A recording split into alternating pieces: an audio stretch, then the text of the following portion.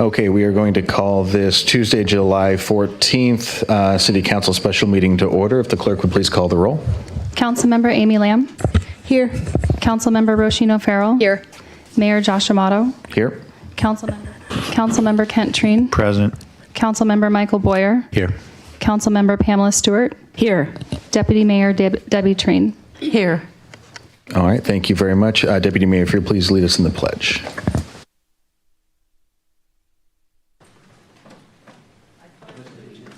Of the United States of America and to the republic for which it stands, one nation, under God, indivisible, with liberty and justice for all.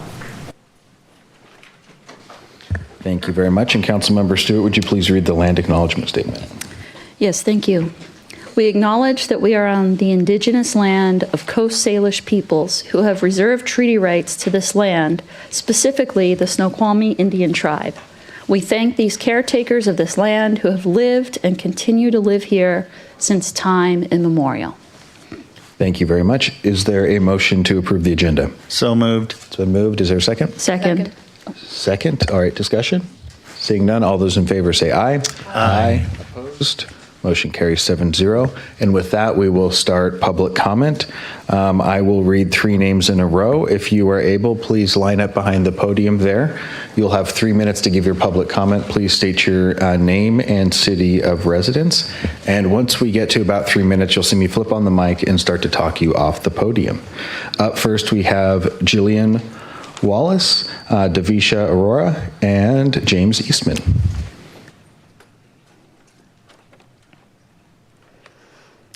Greetings, Jillian Wallace of the historic town of Inglewood, and tonight I would like to start by thanking the council and city staff for offering this opportunity to present before the city study session this evening. Offering the accessibility to speak in person for those of us without the consistent physical stamina to sit through a long study session while still sitting here in the building is very appreciated. Not every topic in current conversation is going to be addressed by agenda this evening, so thank you for this opportunity to continue the discussion from last week's meeting, July 7th, which ended with too little, too late, where can we be better? Sidewalk gap project along the west part of Inglewood, that's the lakeside, is slated to go into design later this year. Currently, the new sidewalk will run from the roundabout at 216th to 213th. There is a 1 block length of sidewalk that currently exists from 213th to 212th, which will be connected to the roundabout. However, the sidewalk is slated to end there. At our friend's house, the neighbor who reported the hit stop sign where the school bus stop is located, if you recall, that was hit last summer, just the week after school let out at 9 a.m. And that's where the sidewalk is slated to end after the fix. So at the boundary of Inglewood's historic plat. By current design, this would be a good definition of too little. May I request a motion to please extend the sidewalk improvement by another 2 blocks. Extend to 211th Avenue Northeast, please. Offer safety to Sammamish's oldest communities. The IBC entryway at Inglewood Hill Road and 211th. That super dangerous 5-point unlabeled intersection with blind turns on both sides, where people continue to get bumped by cars, where I get honked at all the time for pulling out into traffic, and because I can't see them and they can't see me, and where those of us who constantly have to deal with it will hold traffic with our cars turning left to give our neighbors the opportunity to safely cross the street or pull into traffic before we, who are holding traffic, turn into the IBC neighborhood. We need traffic mitigation and safety standards. We shouldn't need to be self-creating a stop sign scenario. So please, extend the sidewalk gap project to cover just one of those 2 blind turns. Inglewood's almost too late and almost too small sidewalk gap project required an informed resident who is watching every meeting to be able to find and call attention to a nearly missed detail. Please recognize the shift in personnel by the city staff, but this type of stuff does continue to be a pattern. So enough so that council requests to be notified as the opportunities present themselves. So please take an opportunity to be a listening leader and help our historic plat, who is currently stuck playing leapfrog on blind mode versus Inglewood Hill Road, heavy and aggressive traffic. Thank you. Thank you for your comments. Davisha, then James, and then Paul Stickney.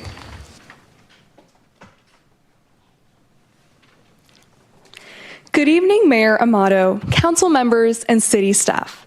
Thank you for the opportunity to speak tonight. My name is Devisha Arora, and I'm an incoming high school junior at Skyline High School and the founder of Know Your Ride, a youth-led e-bike safety initiative here on the East Side. Our message is simple: clear rules, safer rides. I started Know Your Ride because I noticed a simple but important gap. The way young people are riding is changing faster than the way that many families are being helped to understand what they're riding. A student can see an electric bike or a similar device online, a parent can purchase it, and within days that rider may be using something faster and more powerful than a traditional bicycle. But many of the important conversations about classification, speed, route awareness, local rules, helmet use, and responsibility often happen after the bike is already in the garage. Know Your Ride is trying to move that conversation earlier. E-bikes are not the problem. Confusion is the problem. When families are unsure what they're buying, when riders do not fully understand speed and responsibility, and when rules feel scattered, safety education becomes harder to access. Through Know Your Ride, I am building clear, youth-friendly, and family-friendly resources to help students and parents ask better questions before purchasing, follow official rules, and make safer decisions before the wheels move. We have created student and parent guides, bike classification resources, local rule information, safety videos, and interactive education. We've also gone directly into the community, talking with families and young riders and listening to the questions people actually have. And one thing has become very clear to me. Young people do care about safety, but information has to reach them in a way that people can understand it, remember it, and use it. Sammamish is a community with many students, families, parks, trails, schools, and neighborhood streets where bike and e-bike safety matters. I'd be very grateful for the opportunity to follow up with city staff or council members to explore how Know Your Ride could support Sammamish through youth education, family resources, community events, and responsible riding awareness. I've also submitted a draft proclamation request for a future bike, e-bike, and e-moto safety awareness week focused on helping students and families understand bike classifications, local rules, helmet use, and rider responsibility before a purchase or a ride. I would be very honored if the city would consider allowing Know Your Ride to help bring this forward at an upcoming council meeting. Because prevention should not begin only after a crash or enforcement concern. It should begin before the purchase, before the ride, and before the wheels move. Before a young person enters the street, there is a decision, a bike, and a rider who needs to understand what the ride carries. Know Your Ride, clear rules, safer rides. Thank you so much. Thank you for your comments. James, then Paul, and then Stephanie Valea. James Eastman, East Lake Sammamish Parkway. I think everyone in here pretty much knows me and knows that I'm a dreamer and I am a creative person, and at night I like to just kind of unwind and think of things in my head of, you know, designing things and how they could be and go. But for us dreamers and us artists out there, you know, sometimes we get carried away in those dreams, and then sometimes we get pulled back down into reality, and it's somewhat painful. So everyone knows my dream side. I've had a dream that's led me to acquire 100 acres with my brother with different possibilities for tech campuses or ecotourism or, you know, all these wonderful uses. And, you know, I've come to the city for years and said, hey, they could bring economic benefit. They can bring out the beauty of our city. People would love them. You know, there'd be all these wonderful things that could come of that. But then I'm brought back to reality, which is our council has been at odds for years as far as diabolically opposite issues, revolving door staff who can't support things. And really, there's the zoning doesn't allow me to do any of these things. So I've put them on the back burner, and I've been forced to focus with the fact that my house is, or my land is zoned for houses. But before I go into housing, I just want to throw out there that, you know, I do have this land. The city is facing huge budget shortfalls. Like, I mean, couldn't we make use of it in some way to help help alleviate that. We're next to Microsoft. We have Amazon meeting out of warehouses across from Costco. SpaceX is in Redmond Ridge. I mean, there seems like there should be some needs where we could tap that wonderful, beautiful location. But if there's not, I'll be doing housing. And we talk about fees having some sort of commensurate value that they produce. And we passed this $1,750 or $1,500 to $1,750 fee that, hey, if we allow everyone to build 3 on a lot, that all of a sudden we've created all this value, so we're going to charge them a fee. In 2 years, we haven't got any middle housing out of it, which tells us the reason for that fee, which is what I told you before. There was no benefit. You have critical areas. If I have 50 acres of trees that is in a critical area, for my tree retention, I get 0 for retaining 50 acres of trees. There's no way to build middle housing with your critical areas, tree ordinances, stormwater, and public work standards not being updated. So if you guys truly want middle housing, we got to take a look at that in addition to this $1,750. Thank you. Thank you for your comments.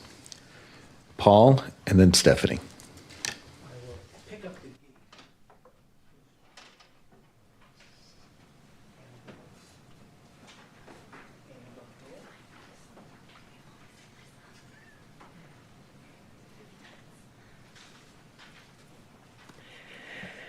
Good warm afternoon, City Council members. Paul Stickney Sammamish. Let's jump into the deep end of the pool with something kind of dry, but I'll try to make it cool. The number one priority is to achieve net positive, low impact, directional housing shifts. Undertake rigorous and expeditious means to set internal local market rate housing need target numbers to meet in the comp plan alongside the already adopted affordable housing growth targets. Embrace and encourage both. This is a continuation of the comment I made last week. And now onto the page you have in front of you. What I just said was part of the email today that I sent. There are 4 bodies of documents, compilations, batches of information. The first I'm going to talk about in just 1 minute, but first I want to say 3 words: seaside, poolside, and countryside. All those things conjure up warm, pleasant, fun things to do. I want to introduce a new side, city side. And what I'm talking about is this. When it comes to our housing supplies in our community, we have 2 sides to that equation. One is the regional side. That's all we've met. The other side is the city side. What's our internal needs? That's what I'm working on. They are different. They are not the same. They are basically, they do not overlap. I will just say that. Now, let me read 4 categories of the documents. And on what I sent you today, there's a link to all this. And that was a pain in the rear end to put all together, but it's done. You now have it electronically. My 4 summaries is from February of 24. I turned in a lot of information about local city-side housing balance policies based on compelling needs and community benefit. The next topic, in November of 24, turned in 3 major compilations about how to weave 5,000 market rate housing balance target numbers in the comp plan and the TMP and Y, with only a quarter of the effect of single family housing, less than a fourth of how much we've seen since we incorporated.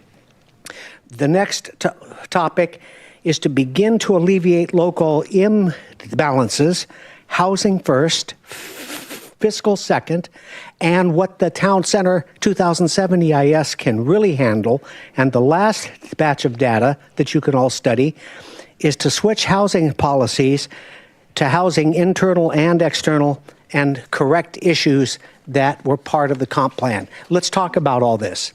Appreciate the chance to speak. Thank you. Thank you for your comments. And Stephanie.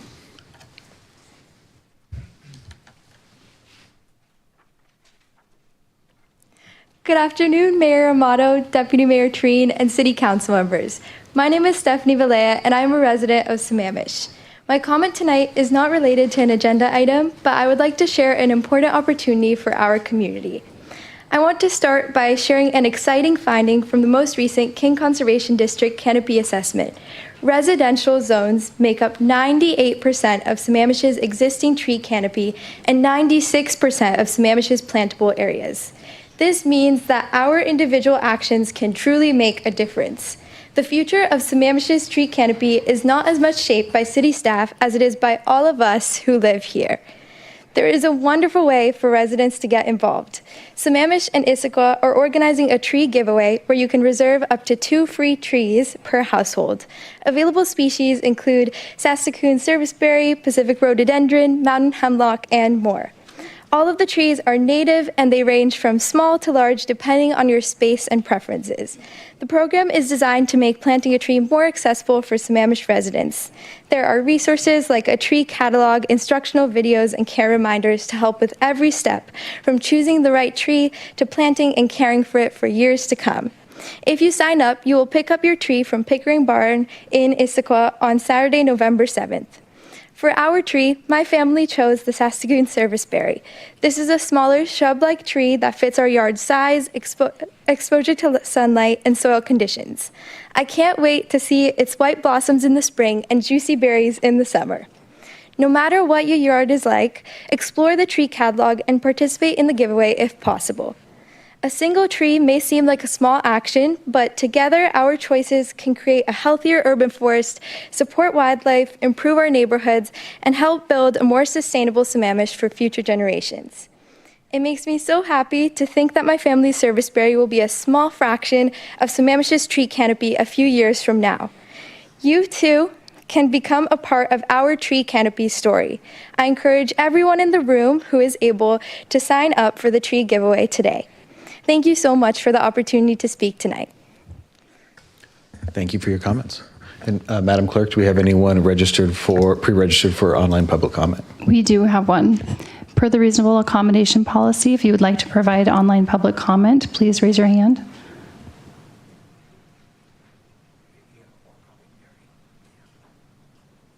Looks like there's no online comment this evening. All right, thank you very much. And with that, the council will be going into executive session. Council will recess into executive session until 6:58, let's just say 7 o'clock. And we'll discuss pending litigation with legal counsel pursuant to RCW 42.30.110(1)(I). No final action will be taken during the executive session, and council does not anticipate taking action following the executive session.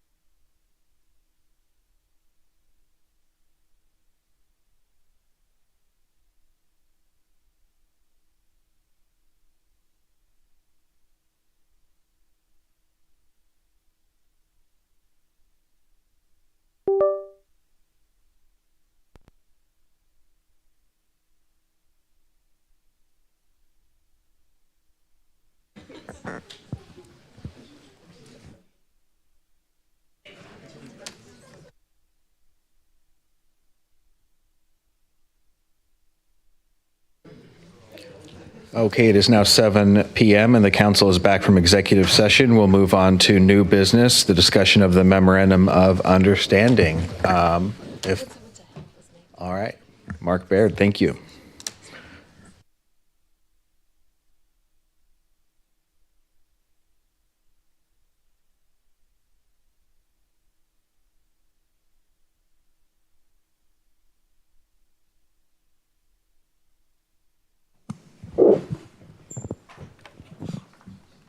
Good evening, Mayor, Deputy Mayor, Council members.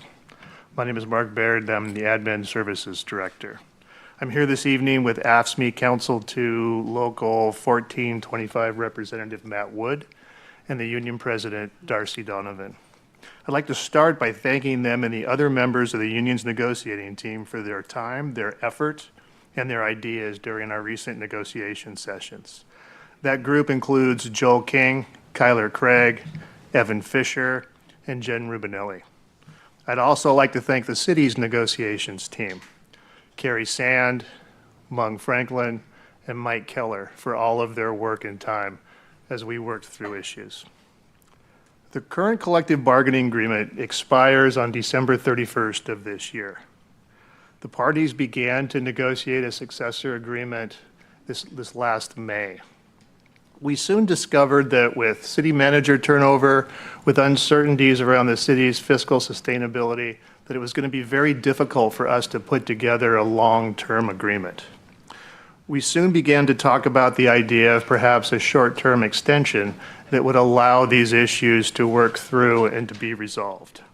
The MOU before you this evening is the result of that effort. The parties reached a tentative agreement on a short-term extension that extends the current agreement until the end of 2027. The union voted in favor of this last Wednesday. Earlier this year, the union came to council and provided public comment expressing their desire to partner with the city regarding its fiscal sustainability challenges for the betterment of everyone. They displayed this during the negotiations process, and this email reflects that sentiment. Now I'd like to turn it over to Darcy for a few words.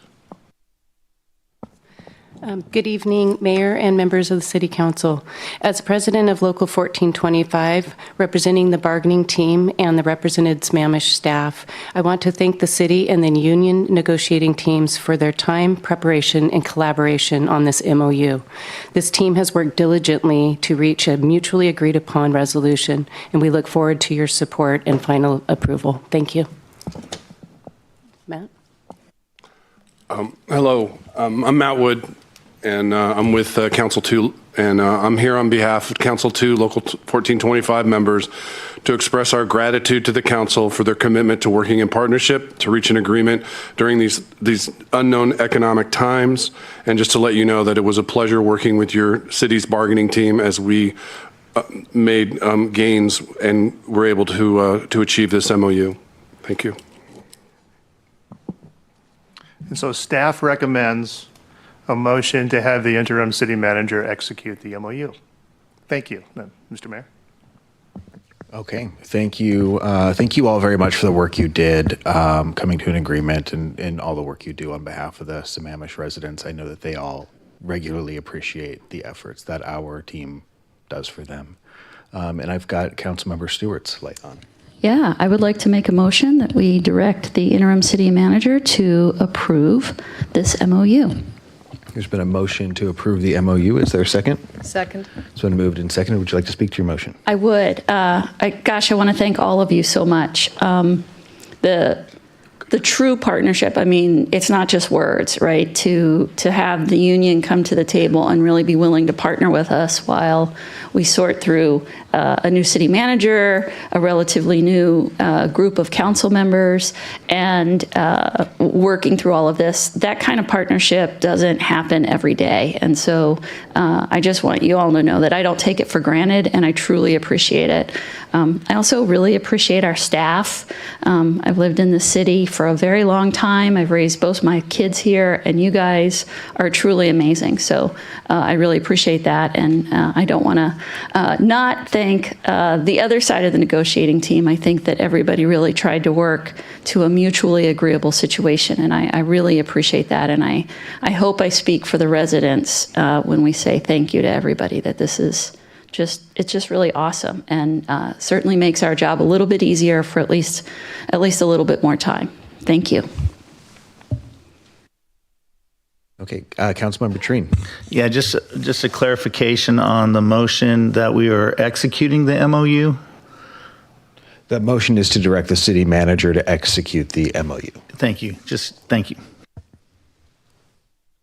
Okay, I do not see any other lights on, so we will take a vote on the motion on the table, on the floor, which is to direct the city manager to execute the MOU. All those in favor say aye. Aye. Opposed?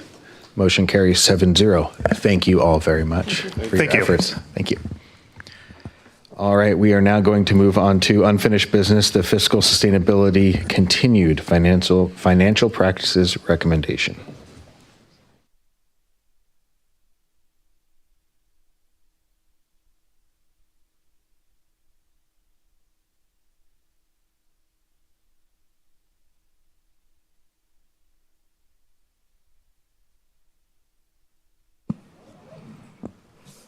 Good evening, Council. Vicki Carlson, Finance Director for the record.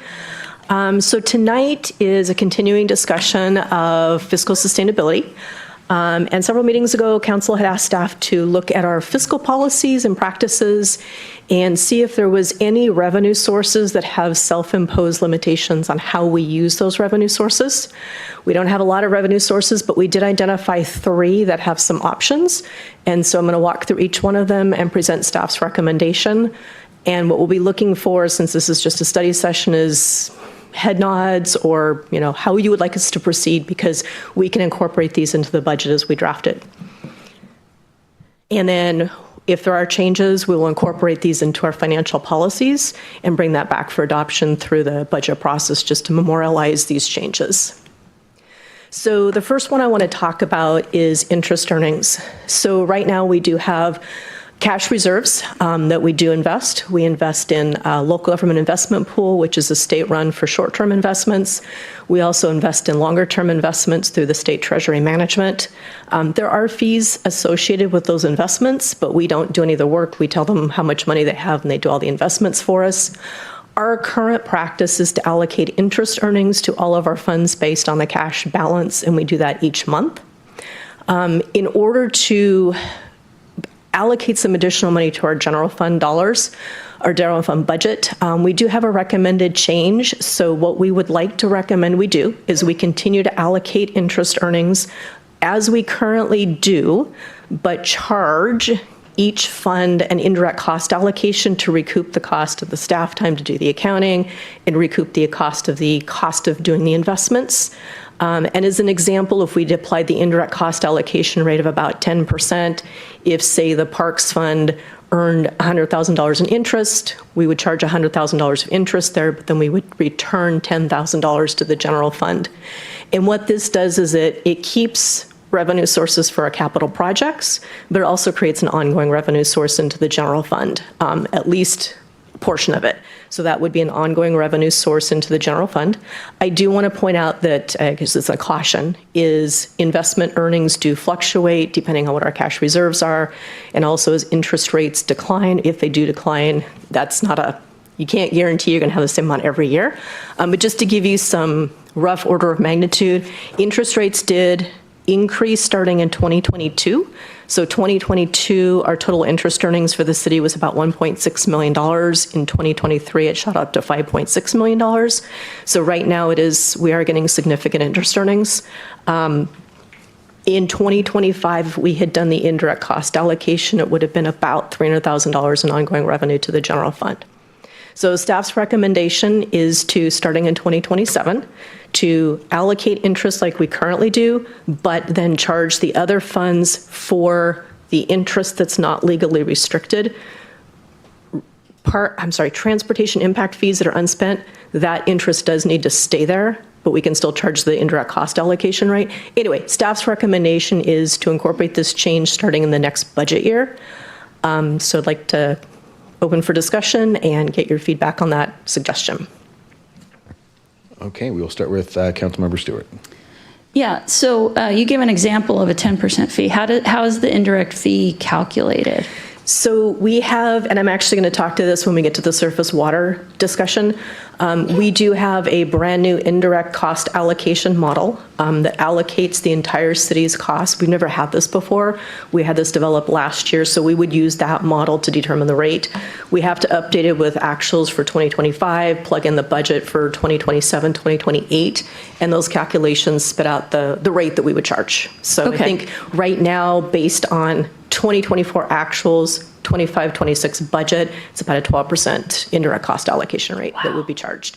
And it's also a model that we can use for outside services. So if we wanted to recoup the cost of staff time, and we could charge the total cost of the invoices, and then we could add an indirect cost allocation. So there's multiple uses for that rate as well. But we could use it for the interest allocation as well.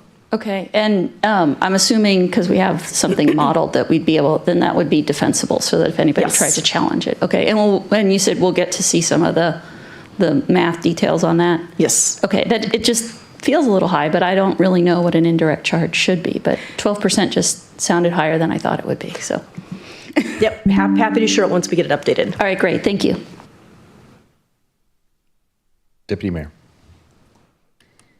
Thank you. Hi, Vicki. You mentioned that the interest rates and returns can fluctuate quite a bit. And I'm just thinking if you're charging an admin fee, it's based on the total value of the investment, so it doesn't fluctuate as much? We'll be calculating the interest earnings. Oh, it's only on the interest It's only on the earnings. interest earnings, Okay, and right. the 300,000, that's significant for... Based on what we earned in 2025 that was allocated to the other funds, because obviously we can't charge on the interest to the general fund because it's already in the general fund. But the other funds that the interest they received, it was about $300,000. Great, thank you. Councilmember Lamb. I think my question got answered. So when the interest rate declines, then the indirect fee would correspondingly decline because it's corresponds with the interest rate? The indirect cost allocation rate itself would not change, but the amount of interest earned would be lower. So if hypothetically, if the indirect cost rate was 10%, it would be 10% off a lower total interest earnings. Okay. All right, thanks. Councilmember Boyer. Thank you, Mr. Mayor. Thank you, Vicki. I'm in support of the recommendation. It seems to honor the realities of interest earnings, and it makes a lot of sense. Thank you. Okay, can you help me understand the percent, why our calculation is percentage rather than time? Presumably, no matter the interest, the time. So the indirect cost allocation model looks at all of the services the general government provides and allocates it out to all of our departments. And it's a simple math to see how much finance, HR, IT all put into providing services. So that indirect cost rate, that's that calculation. And it's based off the budget. Okay, so the only reason you're charging that percentage against the interest is because that's what you can charge against, not the... Right. Understood. It's a defensible rate, and it does, Okay. again, it adds ongoing revenue source back to the general fund. And I think it's a good balance because it doesn't strip all of our interest earnings. We still have interest earnings going in there to pay for some capital, but it also puts something back to the general fund as well to help pay for the services we provide. Okay. So I don't see any other lights on. With that, what I'm going to ask is, are there any objections to finance moving forward with this financial practice change? If there's an objections, please let us know. Councilmember Stewart. I don't have an objection with the policy. I want to understand the math a little more because I think after the mayor asked his question, so it's an indirect charge to a department and we're just being paid out of the interest? Is that what you're saying? Correct. So the interest goes to surface water, it goes to the capital project funds. Right.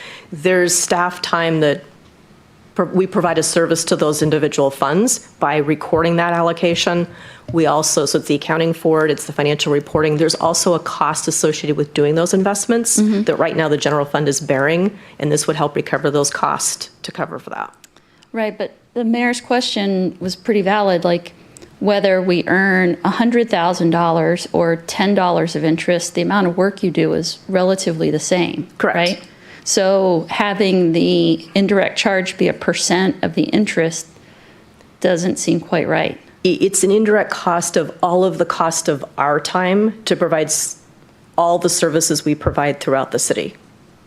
So it's just I can show you the model that might help. Okay, so I support getting an indirect charge. I just want to see how that works out. But yeah, thank you. Yeah, it's a very comprehensive model, and I'm happy to walk you through it.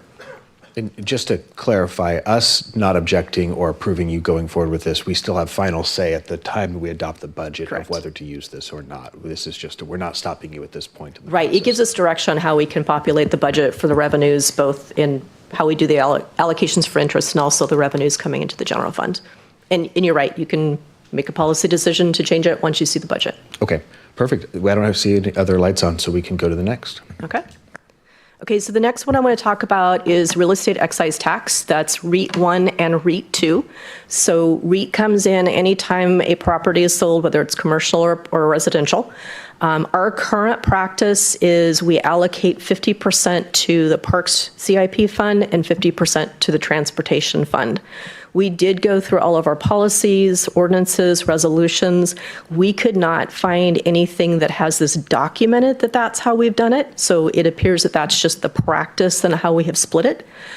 We do have some options on how we do it. We could reallocate based on put more money to general fund, government, capital projects. We could leave it as it is. There is a rule that allows you to take of 100,000 or 35% of REIT and apply it to maintenance and operations for capital projects. What our recommendation is right now, because REIT is very volatile, I did go back and look historically, just to give you some perspective, back in 2021, total REIT, this is REIT 1 and REIT 2, generated about $10 million. 2022 it was 7.5, down to 5.8 in 2023. Last year it was 5.8. So there is some volatility to REIT. And so what we'd like to do is let you know that there are options. But what we'd like to do is build the budget first, and then when we bring the budget forward to review, have the discussion on do you want to change how that allocation goes so you understand the ramifications. It also gives us time to look into that operations and maintenance to see how much cost could actually be applied against that so we can come forward with a recommendation.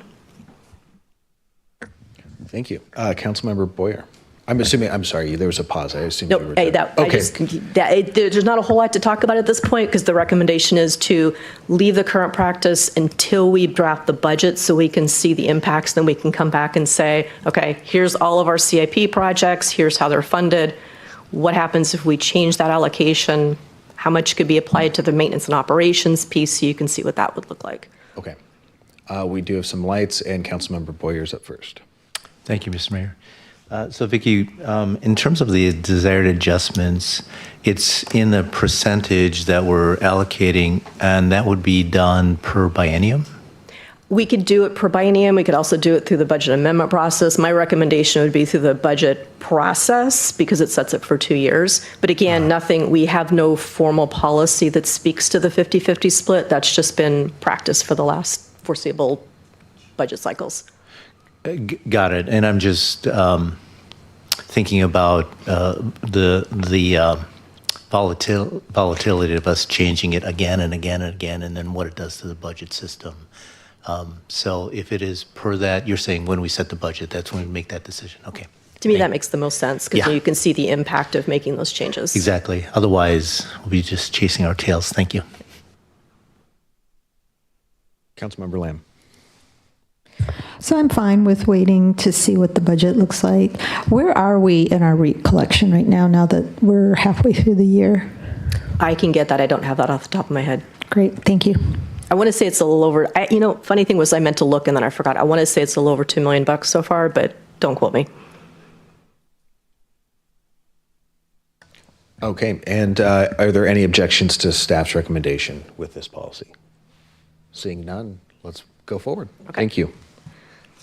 So the next one is surface water. So we do have one utility fund, and that is accounted for from an accounting perspective as an enterprise fund, which means it operates as a separate business. And in the world of business, if it was its own business, like say Sammamish Plateau Water, for an example, it would have its own HR department, finance, IT, et cetera. But because it's part of the city, we provide all those services on behalf of that fund. Current practice is surface water has only paid a portion of those direct and indirect costs. It's really captured facilities and fleet. I can't speak to why that has been the practice, but it's been about $450,000 a year that surface water has contributed back to the general government side of the house to pay for those indirect costs. We did do a full-on indirect cost allocation model last year. When I started working for the city 2 years ago, I was surprised that we weren't already doing that. So that's why I had that model put together so we would have this capability. So what the recommendation is beginning with 2027, we apply the full indirect cost to the surface water fund, which means surface water would then be paying their share, proportionate share of finance, HR, IT, city council, city manager support services. It would increase revenue to the general fund on an ongoing basis based on the model that was drafted last year, which again was 2024 actuals and 25-26 budget. It would be an additional $700,000. So it would be substantial revenue coming into the general fund. Based on the current fund balance in surface water can support that increased expense. There is a rate study proposed for the next biennium because the current rate study expires. So when the new rate study is done, it would take into consideration that full indirect cost allocation. So surface water would remain full or remain whole from a budgetary perspective. So our recommendation is that starting next year, we capture the full indirect cost allocation from surface water and increase revenue on an ongoing basis to the general fund. Councilmember Stewart. Yeah, would you then also charge the 12% on interest, or would this just be a one-time, you would just do one cost? The indirect cost from surface water would capture that piece of it, so we would not apply a second indirect cost to the interest earnings. Okay, thanks. Councilmember Boyer. Similar to the interest earnings, it helps me understand a lot on how we were covering those indirect costs by those funds and not recouping in the general fund. So very helpful. So thanks for digging into this. I have a question. You kind of answered it because we're going to be doing a rate study. So how much of a hit is, so pretend we don't adjust the rates to account for this. How much of a hit is this to our ability to execute against our plan in surface water? It should not affect it at all because we do have a healthy fund balance. So it would just come out of ending fund balance until we could update the rate study to include the indirect cost allocation in the model. Do you know what our fund balance is off the top of your head? Not off the top of my head. Yeah, okay, understood. Why you would not have all that Right down. now, I am working in multiple years, and I have looked at the entire city, so Nope, that's I have fair. too many It's numbers easy floating in to- my head right now. I Okay. don't want to pull the wrong one. Perfectly fair. I don't see any other lights on. So with that, I'll ask the council, is there any objection to the staff charging the surface water fund the full ICA beginning with the 2027-2028 biennium? I see Councilmember Stewart. Sorry, one other question. How does Audrey feel about this? I don't think she's here, but I'm assuming you've discussed this with her. We have talked about this anecdotally. I think she really recognizes that this is happening. This is a best practice. It is normal practice to charge the full indirect cost allocation. Like I said, when I That's fair. started with the city 2 years ago, I was surprised that wasn't already happening. Okay, So I just wanted to make sure that she had a voice in this, so appreciate that, thank you. And no objections. And I do want to say also a couple of the things to keep in mind about surface water is they are also paying the utility tax, so they are taking that hit. So that has to be baked into the budget starting in 27-28. Enterprise funds cannot subsidize the general fund. So the general government side of the house also pays surface water charges to the surface water fund to account for those. It's about $165,000 a year. So there is money from the general government side going back to surface water, but there's a lot more from surface water going to the general fund. So I want to put that out there in case there's a question that comes up in the budget process about why are we charging the general government for surface water? We have to. Sounds like fun. We don't have any other lights on, so I think, is there another? Just one more. Okay. So the last thing is, and again, this is really a best practice, is we would like to do a comprehensive fee study. We don't have a ton of fees that we charge in this city, but it has been a while since we've really dug into them and figured out, what rate should we be charging and what is the cost recovery. So we are currently going through the development fee model. That is a long process to be updating that one, but when we have it updated, we'll give you a high-level look at what those review fees look like. It'll be part of the budget review later this fall. We don't have capacity to do a full comprehensive fee study this year, and so what we would recommend is we add it to our work plan for 27 to do a comprehensive fee study, and depending on what that study shows, we can do a budget amendment mid-May if we wanted to make some adjustments to the fees we charge. As an example, business licenses. We haven't touched the business license fees, I don't believe, since the city was incorporated. So that one's ripe for looking at, seeing what comparisons across the neighboring cities charge and make that update. Look into our recreation fees, look into our rental fees. I think we just need to do a comprehensive deep dive. We just don't have capacity this year. Deputy Mayor. Thank you. You used developer fees as an example, but would that also apply to the use of our fields or space in the parks, things like that? So we're doing the development model this year because we already have that model in place, and that's what we're working on today. We don't have a model to look at our other fees, and so we would tackle this next year. In 27. Yeah. So I just would like to suggest that we also look at charging a different rate for Sammamish residents than we do for outside residents or people that don't live in our community, because Sammamish residents are paying for this already. We could definitely take a look. And I know that's common practice. A lot of places have that split. So that's definitely something we could incorporate in the study. Thank you. Councilmember Stewart. Yeah, I'm not opposed to this.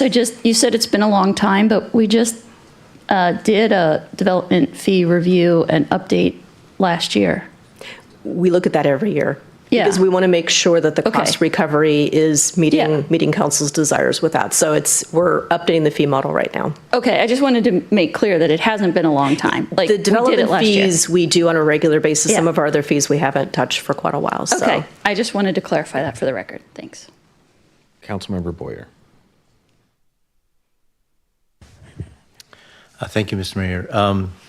I think earlier, I don't remember when we talked about it, Vicki, but we talked about a form of activity-based costing. So I'm glad that you're going down this path because I think to get this fully burdened cost and have the indirect spread over where it needs to be done gives us a much more real view of what's happening. And I think that'll make our ability to manage our monies going forward much more accurate. So I like it. I know this will probably be discussed during the actual, assuming we put this on the work plan, during the actual process, but is it possible to, there's a lot of nonprofits that do work in Sammamish, but find the fees we charge to some of our facilities to be too high for the budgets that they've got. Is it possible to set up a system where we give them in-kind use based on work they do in the community?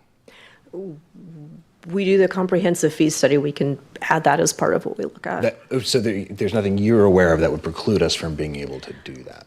I'd want to look more into that to see what the legalities of that, because we can't gift public funds, right? So we just need to make sure that we're within the legal boundaries of that. Sure. Okay. That's all I've got. There's no other lights on, so with that, I'll ask if there's any objection to staff adding this item to the work plan. No objections. Okay. All right. I appreciate the conversation. This helps us as we draft the budget. Thank you very much. All right. Thank you for your time. And up next, we have our Building 120 update with our Deputy City Manager and Parks team.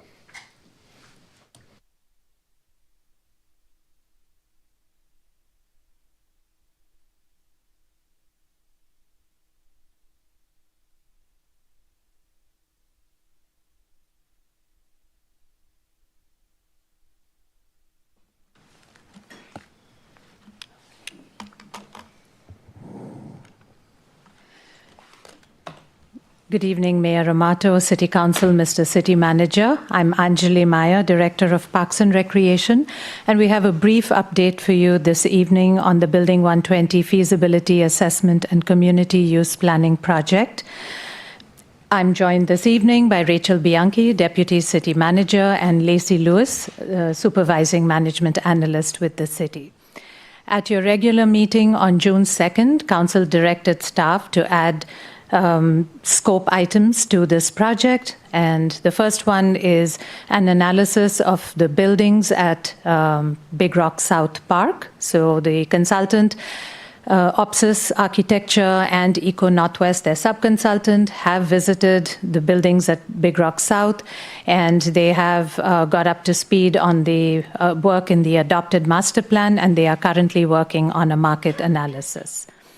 The second additional scope item was a potential sale of the property, and for that we are using the city's on-call consultant for real estate services, who will obtain an appraisal from a licensed appraiser, and we will bring that back to you when we have that information.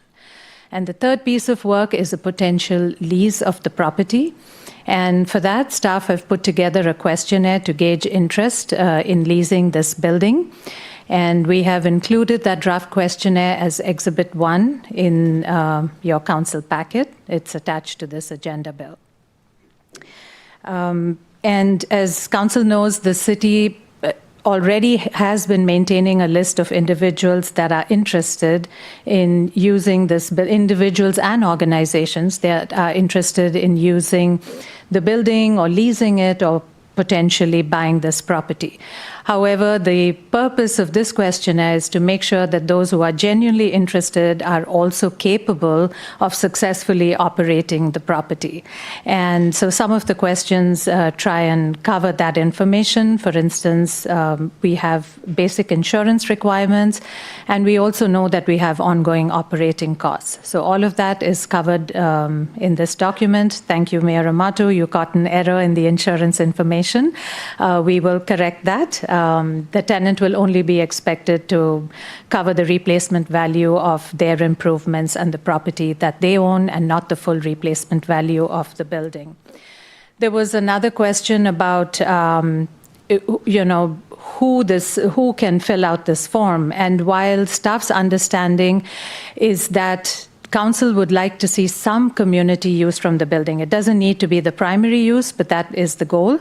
But that does not preclude any organization, including for-profit organizations, who want to fill out the questionnaire and perhaps pay market rate for this building. So with that information, I will turn it over to you, Mayor, for discussion. We are looking for council's feedback. We will incorporate any additional comments you have, and then the plan is to basically share this with that entire list of interested folks, as well as post it online.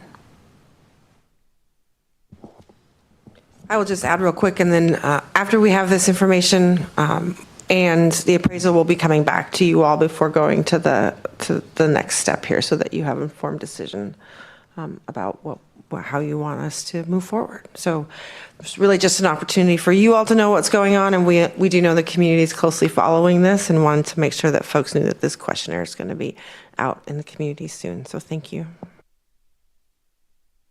Council, any questions? Councilmember Treen. Estimated time of completion, or when you're planning on bringing this back to us? The goal is to bring it back to you in September. Perfect. Thank you very much. I don't see any other lights on. I'm looking for is there a deadline for when an interested party can submit this interest form? We have yet to plug in the dates. If you don't have any changes, we can get this posted fairly quickly and probably leave it out there for 2 to 3 weeks. We are going to include an optional visit to the building, and we have to plug in the dates for that as well. So hope to accomplish this by mid-August so that we can then gather the information and bring it back to you in September. Okay, and this is just these questions are just informational. There's no anticipated scoring attached to the responses. There's absolutely nothing here other than we're seeing that there is or is not some level of interest from somebody. Absolutely correct. And nothing in this application binds the city to do anything, binds anybody putting out the application. We really just, before we go, assuming the council wants us to continue on the next phase, right, and go talk to the community about different options for the building, we need to know, is there a potential viable operator for the building? So this is all very high level. We could have lots of applications and none of them could actually come through at the end of the day, right? I want to be really clear. We're just trying to gauge interest, thought, so that when you're thinking about this and next steps, you have some more informed information. And I think you've kind of laid this. The only thing I would want to make sure is that the people filling this out know that they will, assuming we move forward to a next step, whatever that looks like, they will be likely requested to fill out another survey with a lot of the same information and probably significantly more, just so that they know this is not, I see that it's not a real submission, but just they know that they'll have to do it again at some point. Right. And we have been talking to our real estate consultant who will also be helping us with this. And we have disclaimers in 3 places that this doesn't mean anything. And so she has advised that, don't make it such that it's just not worth their time to fill it out. So but we will find if it's, if it's good to just add a sentence that this will have to be repeated, we're happy to do that. Gotcha. Okay. And Deputy Mayor. Yeah, I just wondered if, so the realtor or part of our consulting team is going to distribute this widely, or how are we going to distribute this? And do you want council members to also share it with potential people in other communities, that kind of thing? Where are we going? Absolutely. So our plan is to share it with everybody who's on that spreadsheet, if an individual or organization, and tell them also to spread it further out to anyone they think is interested. We'll post it on the city's website, and we encourage council to spread the word as well. At this time, since it's not an official RFP, we are not planning to, advertise it in the papers or anything. I see no other lights on, and at this, this is informational. You're not looking for any direction from us, so you have what you need at this point. All right, perfect. Okay, we can move on. Thank you. Thank you. And we will now be going on to our 2026 overlays project.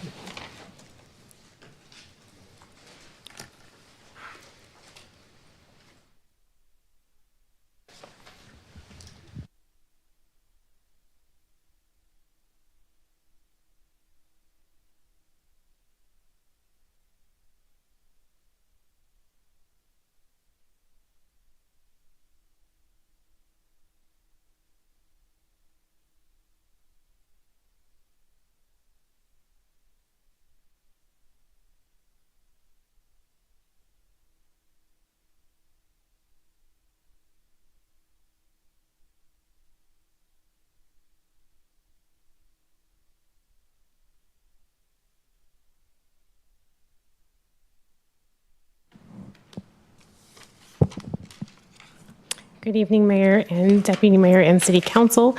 For the record, I'm Audrey Starcy, Public Works Director, and I am joined this evening by Lei Wu, our City Engineer and Assistant Director. You'll find in your packets this evening, we provided Exhibit A, which is a question and answer, and with some staff responses. And we're more than happy to walk through some of our responses this evening with you as well, as you consider moving forward with the overlays project this year. We do have a brief presentation for you this evening with our staff recommendation at the end of the slide deck, and there are some options for you to consider as we implement this program in 2026, or if you'd like to consider implementing the overlays project in 2027, we have a few options available for you to consider this evening. Just really quickly, we are in progress with our pavement management strategic plan. This is a critical plan, as well as our right-of-way code and public works standards update. These are kind of the missing pieces as a city that we need to have in place to move forward and be able to implement our recently adopted very critical plans for the city, the 2024 Transportation Master Plan and Transit Plan, as well as the Bicycle and Pedestrian Mobility Plan. The pavement management strategic plan was briefly paused while we gained some capacity for staff. That'll be coming back to council with a lot of policy decisions for future pavement work, such as PCI, pavement condition index, and the pavement condition rating goals, how we want to implement performance measurements and metrics for pavement, how we select streets, etc. So our pavement management program goals implements our TMP goal 3, which is centered around safety and promoting our roadways in a good operational state. With that program, we also intend to extend the roadway assets as long as we can. Ideally, we're replacing an asset the day before it fails. We can't quite have that crystal ball, but we try to get as close as we can. As well, this program implements travel safety. It does have a stormwater component depending on the project. Reduces long-term maintenance expenses and ideally aligns with all goals and policies as we implement the RTMP work. The pic photos on the right are before and after for some of our 2025 overlay project last year. As I mentioned, the program directly implements the goals in our TMP. There's 2 major components of the program. They're outlined in your agenda packet. I apologize, it was a bit lengthy. It's a short novel. There's the planning side of things. It's how we coordinate with all of our other capital planning work, utility work, and other work. It's how we implement. There's other programs that are attached to this pavement program, our stormwater pipe condition assessment, our ADA work, and other programs that do influence this program as well. And of course, I already spoke about our strategic management plan for pavement. On the implementation side, we have 3 bigger buckets of work. The first bucket is implemented and paid for through the general fund. This is work that our crews primarily do. It's pothole repair, especially in the winter, paving and patching. We try to utilize new and upcoming technology as we can. Recently discovered a new tool a few years ago that's been working very well. The second bucket is pavement preservation and rehabilitation. For the most part, this is preservation work like crack sealing, overlays that are the contract before you this evening. There's some other tools we'd like to consider in the future. There's some advanced technology that we'd like to consider and utilize that'll come with the pavement management strategic plan. That work is funded through the street fund, which is funded through gas tax, as well as a transfer from the general fund. And finally, street reconstruction program, as outlined in your agenda packets, that is funded through the capital funding side of things. When a street fully degrades, we are required to completely replace it. It becomes a very big project, stormwater drainage, permitting, all the different pieces of that program.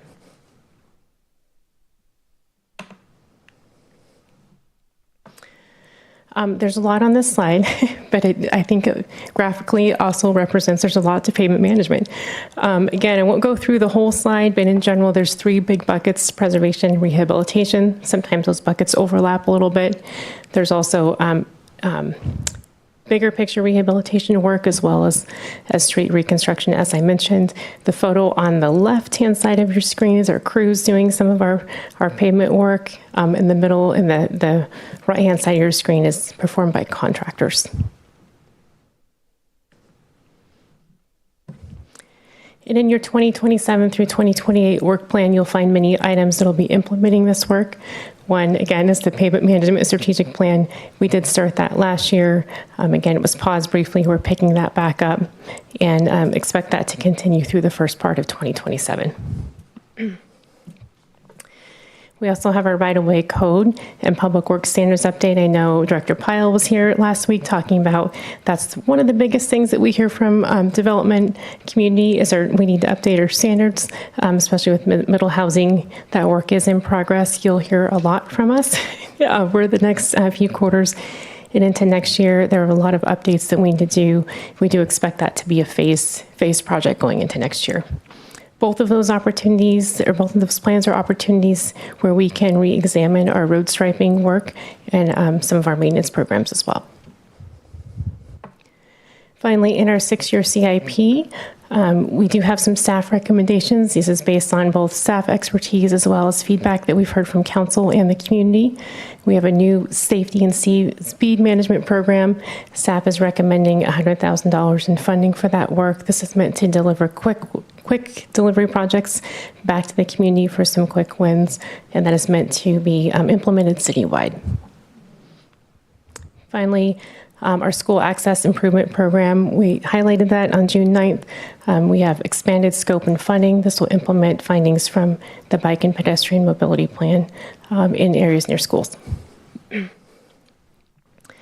Finally, we're reviewing our ADA program and our pavement management program to see what types of things we can do to potentially optimize the staff resources that we use. We're looking at maybe doing the same amount of work, but maybe all of our ADA program work in 1 year. So we have one contract that's going out, double the work, and then the next year staff is focusing on pavement management with overlays and crack seals. Overall, this is a very holistic approach to implementing our TMP goals, but we need all these pieces to be completed and in place, and then we can start to really look at projects holistically. With that, I'm going to pass it over to Lei. Before I do you have any questions on some of the bigger pieces and kind of the strategic planning piece of pavement management? It looks like we do. Councilmember Lamb. Thank you. Can you talk a little bit more about the safety and speed management program? Isn't there a program related to speeds in neighborhoods where neighborhoods, if they have an issue, they can contact staff? How do those two kind of correlate or work together? That's a great question. We do have an existing neighborhood management program. I'm missing a letter in there and a word. Anyway, so it's a 4-letter acronym word, but it is a neighborhood-focused plan. There's a set of criteria. It's outlined in our guide that supports the TIP and the citywide CIP. What staff are recommending is folding that program into this program, so that could still be a component where neighborhoods could put forth recommendations that they'd like us to consider, but at the same time, we'll have a lot of recommendations that we as staff would like to implement quickly. Okay, great. Can you talk a little bit more about just the overall program? Sure. I can give it a step. So this program is trying to provide a more focused effort than what we have been doing. For example, our traffic engineering team has put in a lot of effort in responding to safety concerns, inquiries. We want to take that step, take those much further. Basically, kind of looking at the inquiries that we received, looking at our existing data, speeding data, to trying to work with the community and council members to produce some quick implementation projects.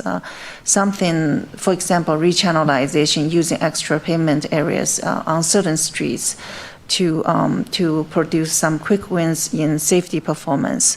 So that really aligns with a TMP policy goal in terms of safety. So, does it take a look at speeds from one street relative to another street in terms of safe speeds? yes, yeah, we actually have access to a third-party speed data on a lot of streets in our city. So we will be able to use that speed data to evaluate speeding issues. In addition, we wanna kind of just leverage a national trend. It's the safe systems approach to kind of deal to more holistically address speeding issues. That's gonna reduce the impacts should accidents happen. And we also want to focus more on promoting provide a safer environment for non-motorized travel. So those are some of the thinking that we want to put into the program. We'll circle back to council in terms of how we take this off pretty quickly. We are in the process of getting a senior traffic engineer in place. Okay, great, thank you. Councilmember O'Farrell. Thank you. Just another question about speed limits. So when we set speed limits in our city, is it based on the type of road it is? So this is an arterial road, therefore the speed limit must be between this, and then as a council we pick the number. And if it's a local kind of connector road, the speed limit should be between this, and we pick something in the middle. Is that how that works? Or does council as a body get to say, no, 228, we want to change that speed limit to X from this street to this street? Or, is that how that decision has been made traditionally? So traditionally, especially in the past when cities or agencies prioritize vehicular travel, it's a lot about the 85th percentile speed. So basically respond, accommodate vehicular travel. But, the recent trend is that some cities started saying that, we want safer speeds for pedestrians, for bicyclists. For example, if you look at the state of Seattle, they're like local roads have 25 miles per hour. So post speed limits is a very powerful tool in terms of managing speeding issues. Okay, so there's no national speed limit that we must apply to our roads. It is there is kind of local wiggle room, as it were, as to if we can change and adopt those speed limits given to our own particular circumstances. My understanding is there's ranges based on Ranges, classification and right. volume, right? So we have our principal arterials as are designed kind of like a artery system, right, and to carry more and to move freight and goods through the community, but there are some ranges that we could apply. I know we've had a lot of discussions regarding speed management on Sahali. There are some tools that we can utilize from kind of a quick way to get there through signage that all requires study and a lot of analysis. And that works to some degree. I'm sure police would love to weigh in. That becomes an enforcement concern, but to truly get speeds down, often you need to, install some roadway things within the right of way as well. Okay. All right. Thank you. I see no other lights on. Okay. With that, I'm going to hand it to Lei. Did you? Okay. Thank you, Audrey. So the 2026 overlays project, as proposed thus far, includes two components: schedules A and B. Schedules A is primarily about grinding and replacing asphalt on 5 streets. So there are 5 sites. Schedule B includes replacing failed vehicular traffic detection loops at 7 signalized intersections. Those 7 signalized intersections are outside of those overlay sites. So Schedule B, for Schedule A, the bid amount comes in just slightly under $2 million and $130,000. And then for Schedule B, it's slightly under $100,000. Among the overall resurfaced center lines of roadway, the majority is arterials, and part of it is local access streets. In addition to overlays, other work scope includes pavement markings, 13 upgraded curb ramps, replacing a pedestrian path with better delineators on 223rd, and then the total number of vehicular traffic detection loops is 16 at 7 intersections. On this map, the arrows point to overlay sites on 5 streets. Circles indicate signalized intersections where failed loops will be replaced or are proposed to be replaced. So those 5 sites, if you look at 212th, starting from the southern end, it's between Southeast 24th Street and Southeast 14th Place. Going a little bit further north, it starts at Southeast 8th Street to a little bit north of Southeast 5th Place, almost to Southeast 4th.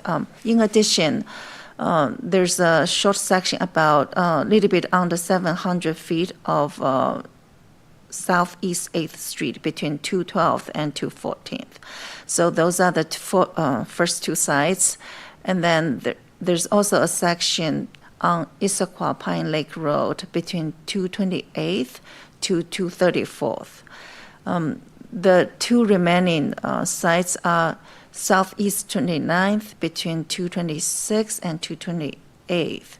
And then the last one is 223rd plus Southeast 18 Court. So those are the sites in the proposed project areas.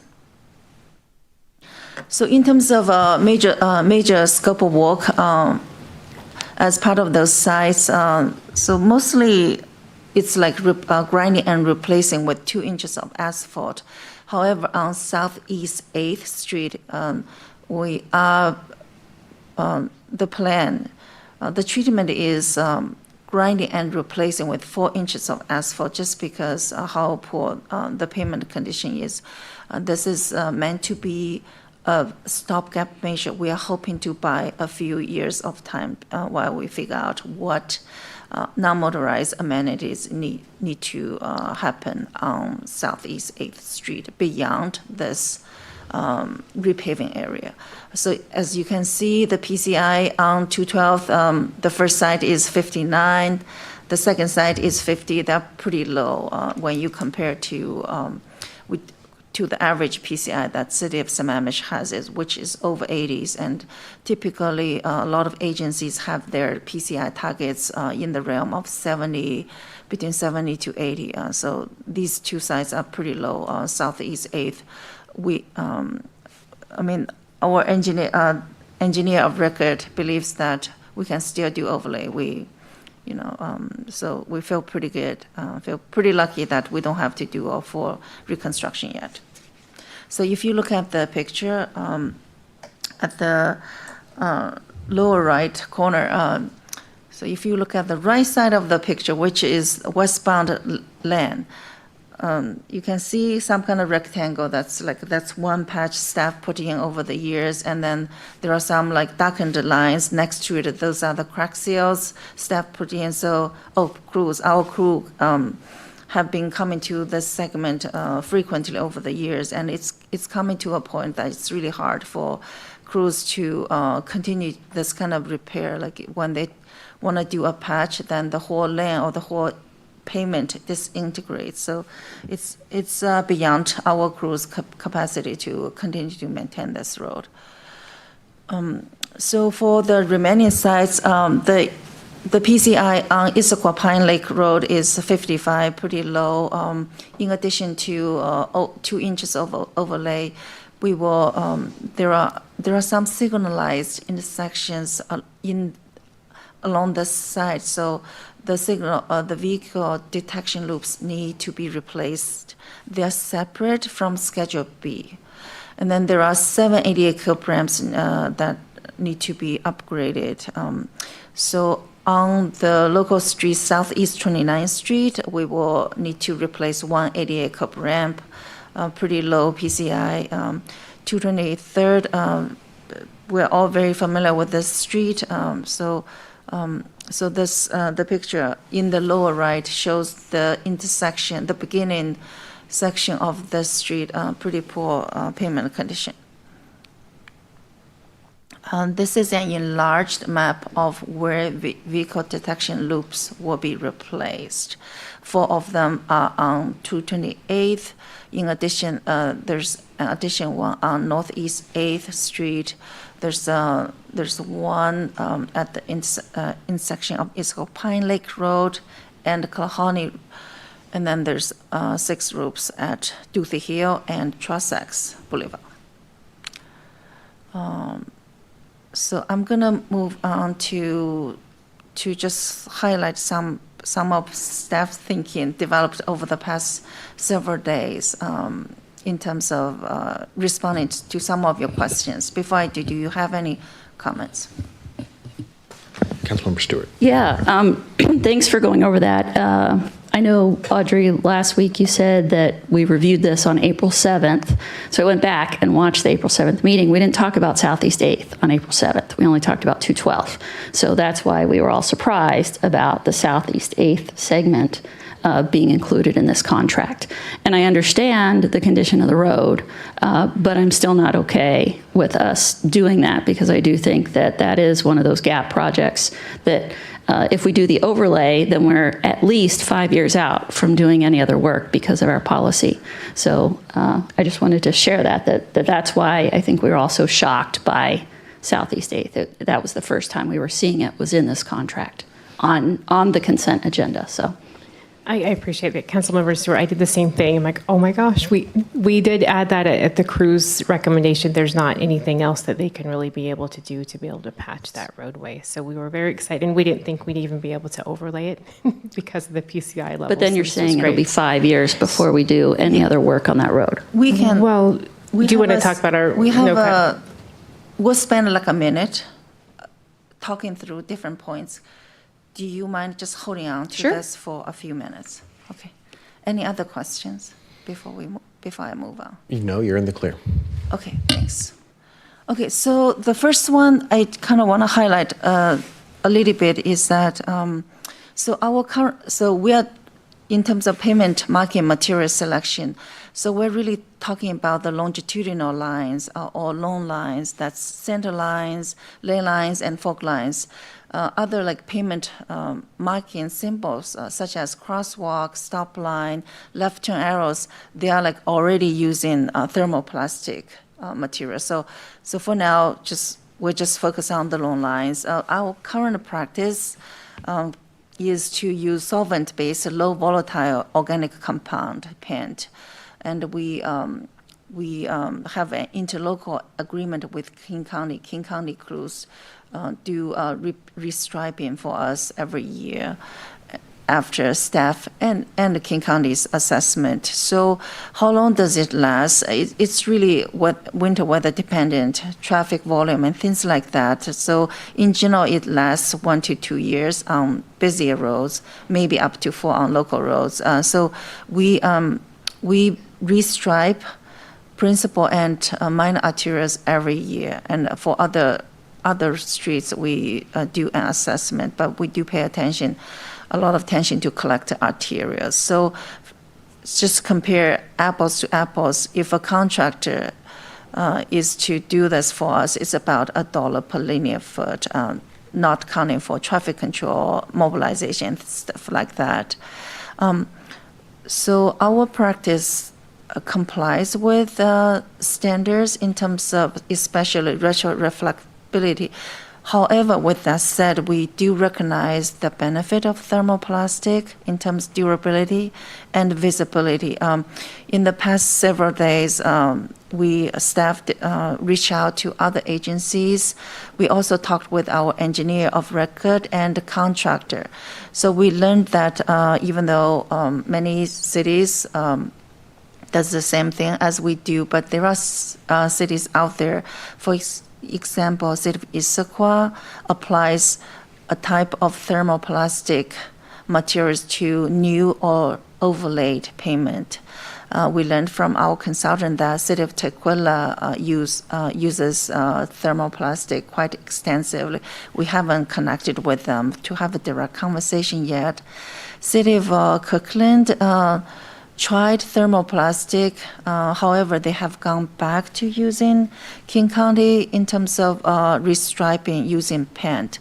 So in terms of discussion with our engineer of record and the contractor, it seems feasible, reasonable to make this change. If council is interested, we would recommend to do a pilot on Issaquah Pine Lake Road.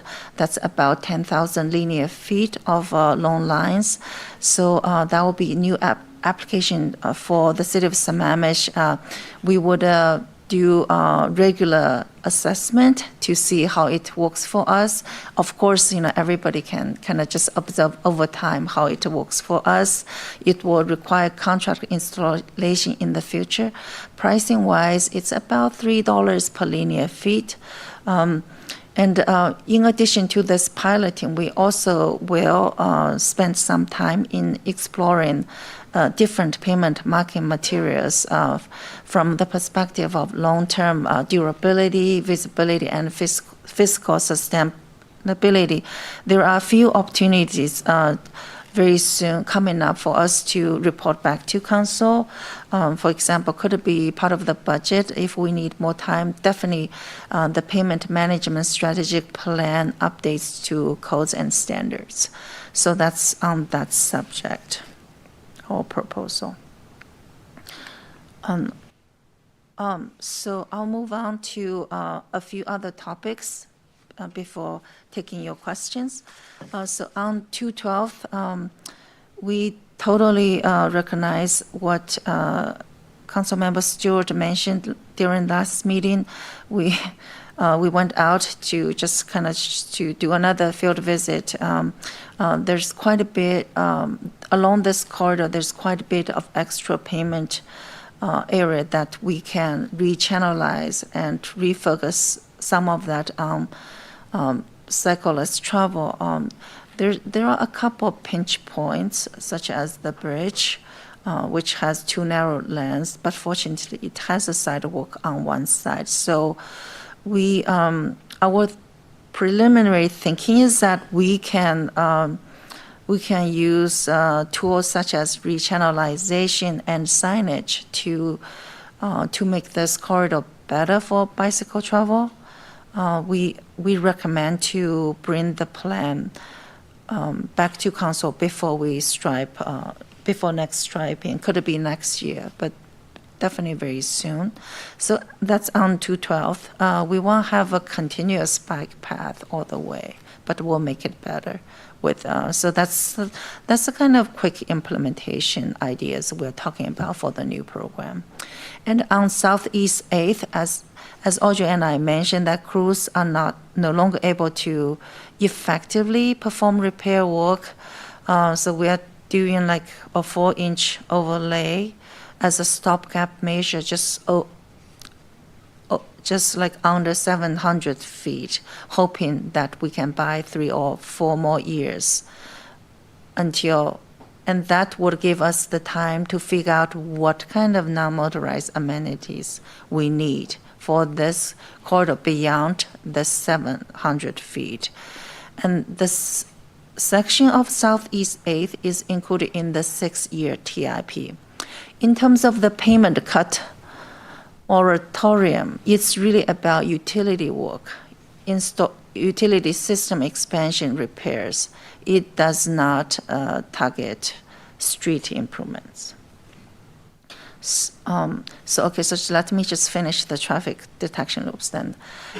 So for Schedule B, these are the signalized intersections that rely on detection from 2 methods. One is vehicular detection loops. The other is cameras. So they provide redundancy for each other.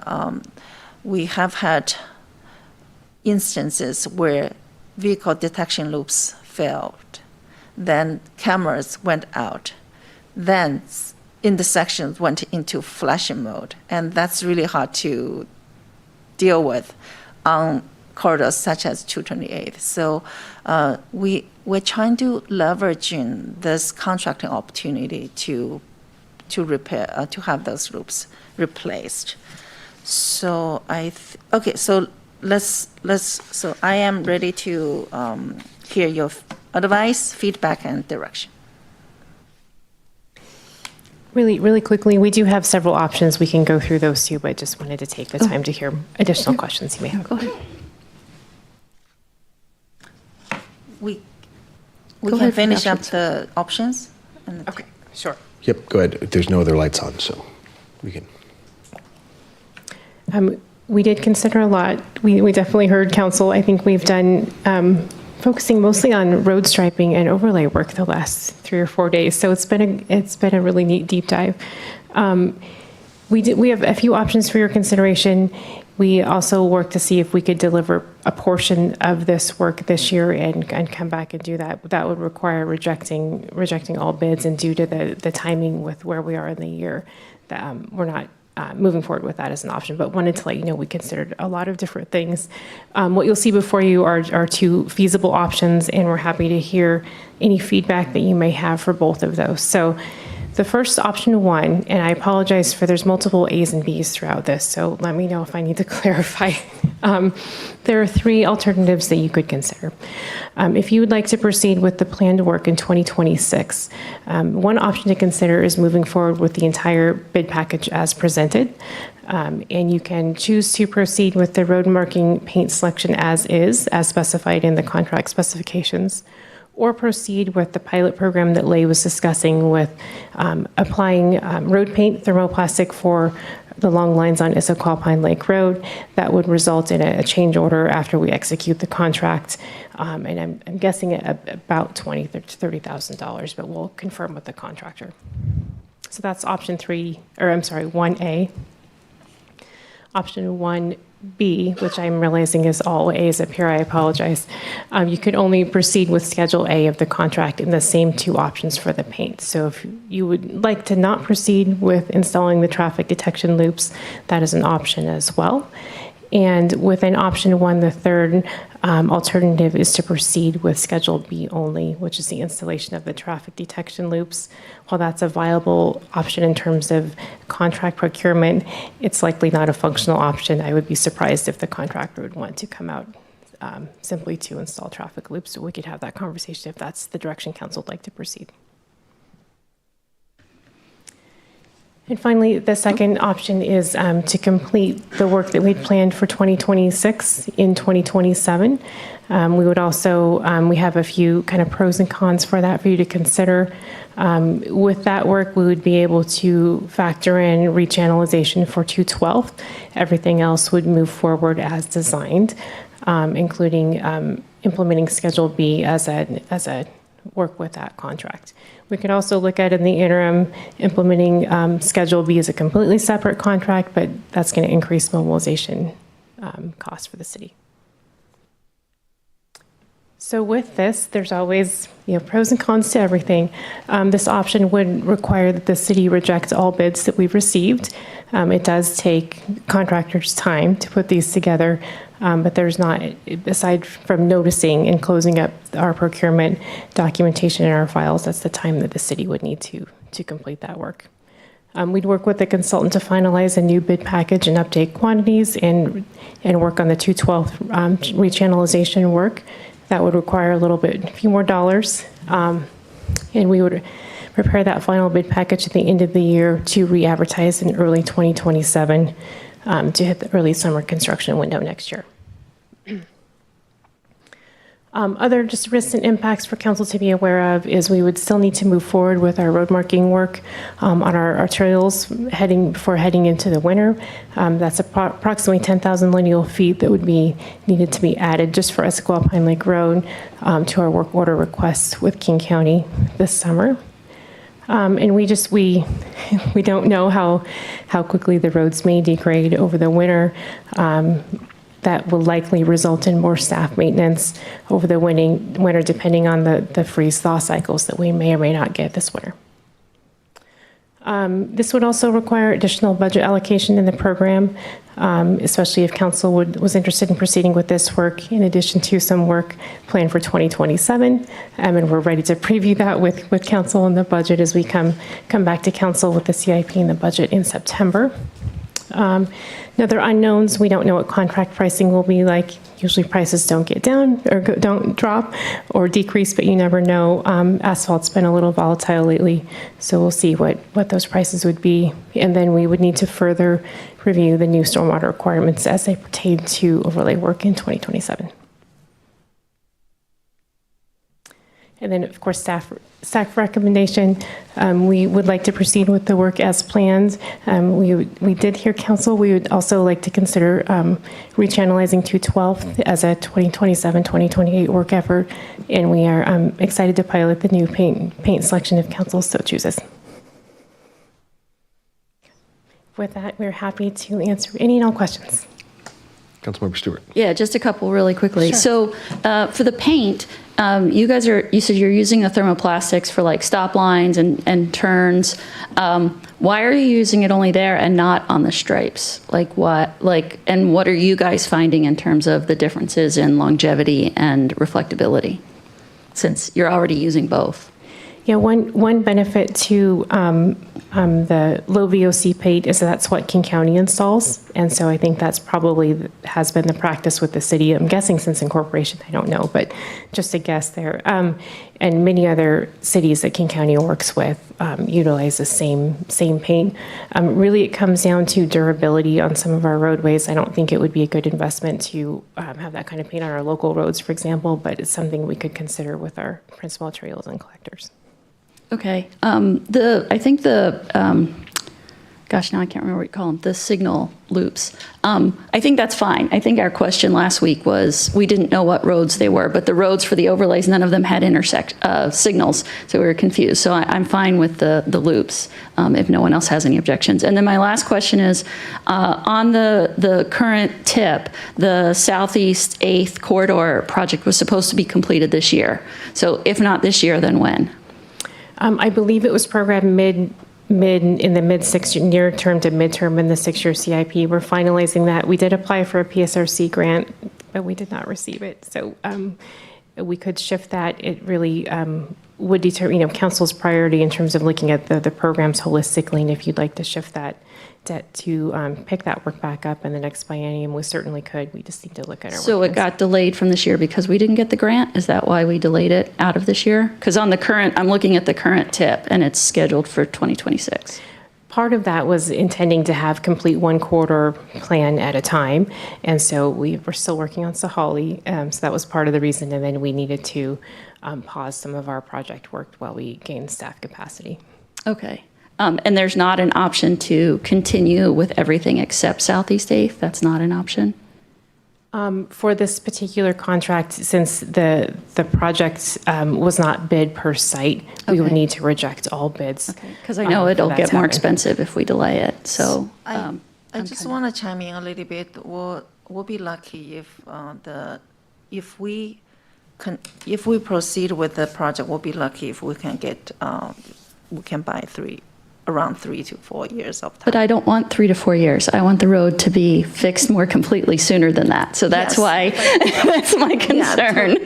We were hoping to have this corridor study done this year so we could move forward with that sooner. So absolutely, yeah, totally heard you. You just so let's say it takes us, I don't know, should we say 18 months to 2 years to finish the corridor study? Look at how long it has taken us on Saholi. Maybe it's less complicated, but still all the components are there. And then we'll need to do final design, and then we need to complete the construction. So you're really not looking at too much less than 3 to 4 years. Okay.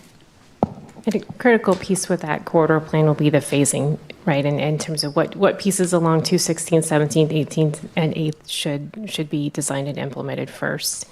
Or do we want to look at, like Sahali, how we were considering for a little bit, maybe we make some improvements, maybe it's one side of the road, and we're open to different ideas there and want to have those conversations with council. Okay, thank you. Councilmember O'Farrell.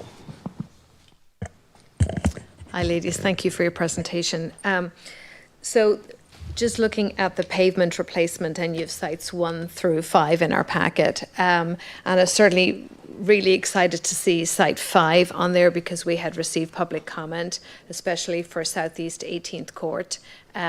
They've been waiting a while, I think, for that surface replacement. They've endured a lot of construction there, and then it's also a new entrance to Big Rock Park South. So very supportive of that.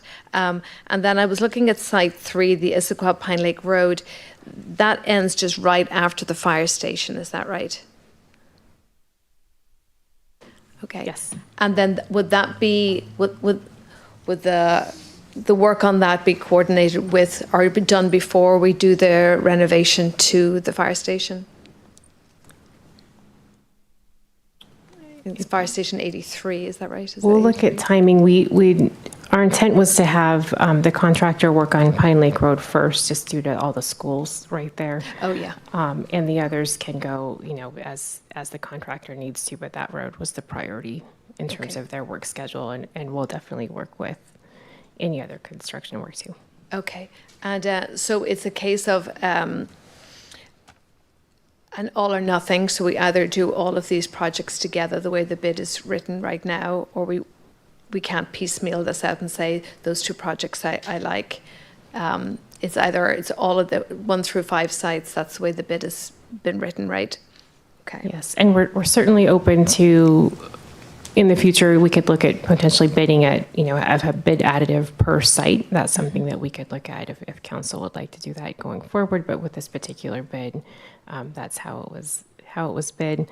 But ideally, once we have our pavement management strategic plan, we have a list and we know exactly what roads we're paving for the next 5 years. Perfect. I just want to acknowledge we received an email, council received an email from Commissioner Sevevian, and I really found the points that he raised very interesting, and like coming back with a more balanced pavement preservation with traffic safety needs built in there too, so that we could do those kind of quicker, as you guys had already said, I was very pleased to see that in your presentation, doing more of those kind of quicker projects that would improve safety, especially for non-motorized and for our pedestrians. So I think that email we received is really worth paying attention to the recommendations on there, and I want to thank Commissioner Sevevian for sending that in to us. I'm supportive of the loop replacement. I think yes, and if it's a case that I can't piecemeal out all your work and act like I'm know what I'm doing when it comes to public works, but I was pleased to see Site 5 on there. Councilmember Boyer. Thank you, Mr. Mayor. Could you guys go back one slide? Yeah. So for this one, is there any type of penalty for cancellation? Not a monetary. The city has every right to reject all bids, and there's a lot of different circumstances in which that can occur. Over the long term, not a great thing in terms of working with contractors and consultants. Yeah, what happens, it might not be monetary, but what's your assessment on if we cancel to that contractor? Are there many that would take us on, or? It's ranged, if I can recall, and I would need to double check on this, but I believe the last few years we've had 1 or 2 bidders on some of our overlays. We have worked with this particular contractor who was the low, responsive and responsible bidder on the project. Over time, I'm not in their shoes, but I would anticipate they may not be as excited to bid on projects, but just a guess. Okay. Just for clarification, sorry if I didn't catch this in the reading. So you can do the loops and not anything else, is that true? From a contract implementation piece, it's yes. There's not any issue with that. That being said, I don't know if the contractor. It would be up to the contractor if they would want to come to Sammamish. They usually do big jobs. They work all over the place. If they would want to come just for that piece. So you're saying they may not want to. If we say do this, they may not want to. Go ahead. So the lowest responsible bidder is Lakeside Industries. They're about paving. They wouldn't need to bring on a sub to do loops. So if that's the totality of the contract, we're not sure whether they're very interested or not. So for this option 2, this says cancel everything except you would still do 10,000 linear feet of road marking, and then we could possibly, if they wanted to, still do the loops. Is that what this one says? So this option 2 would be essentially delaying the plan 2026 work everything until 27, the whole thing, including the marking and the loop. Yes. In the interim, though, as we're headed into the winter months, as we stripe our principal arterials every year, we would need to add to that work order request system with King County. That's more of an operational program to be able to include those sections that were proposed to be striped with the overlays. And then if you could go back one more slide. Sure. And you've got option, let's see, again, With my typo, sorry. 1-3 AAA. Yes. But this is really alternatives ABC. Yes. I don't know if I'm saying that right. That was correct, yeah. If we were to go forward per the motion, is it to do one of these or all of these? These are just how am I reading this? Some alternatives. Well, the AAA certainly doesn't help, Councilmember Quayle. That's okay. If you would like to move forward with the work as planned in 2026, we have a handful of alternatives you can move forward with. You can move forward with the full work plan as is with no changes, only Schedule A of the contract, which is the overlays, only Schedule B, and then within both what was intended to be Alternative A and Alternative C, Alternative A and Alternative B, you could move forward with a pilot program if council would like to with a thermoplastic paint. And per Councilmember O'Farrell, again, we can't, this is not a la carte. We have to, the way Just this due to contract how it was is written. bid, yeah. Okay, all right, thank you. Councilmember Lamb. So I would like to proceed with the 2026 overlays project, and I like the alternative road paint for Issaquah Pine Lake Road.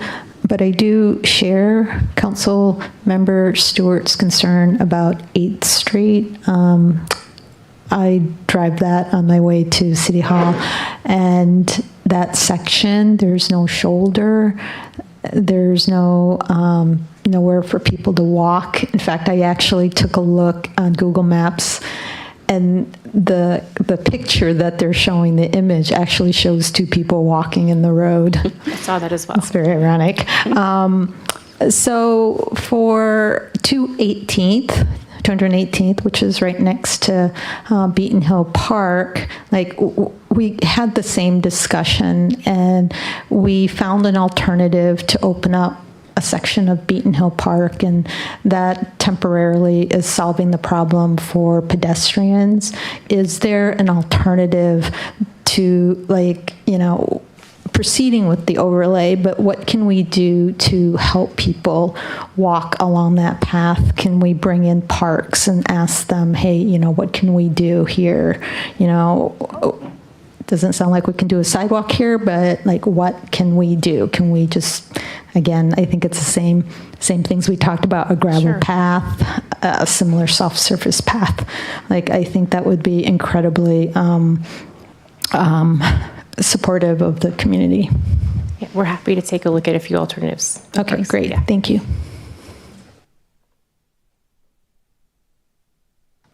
Councilmember Stewart. Yeah, if there's no more discussion, I'm happy to go ahead and. I did have a couple. Oh, please go then. Okay. By all means.